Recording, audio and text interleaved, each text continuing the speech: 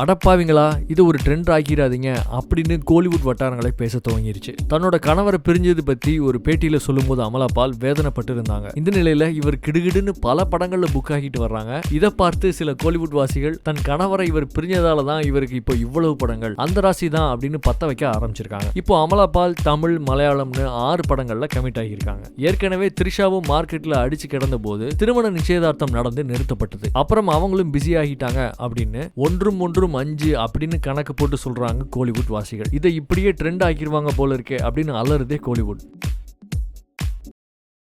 வடிவேல் அண்ணா இந்த படத்துல இல்லைன்னா நான் கண்டிப்பா இந்த படம் பண்ணியிருக்க மாட்டேன். ஏன்னா அவர் ஒருத்தர் தான் படம் பண்ணிட்டு இருக்கும்போது இந்த படம் ரிலீஸ் ஆகுமா இல்ல இந்த வேற படத்தோட பிரச்சனைனால இந்த படம் நின்றுடுமான்ற பயத்திலேயே பாதி ப்ராஜெக்ட் வந்து போயிட்டு இருக்கு.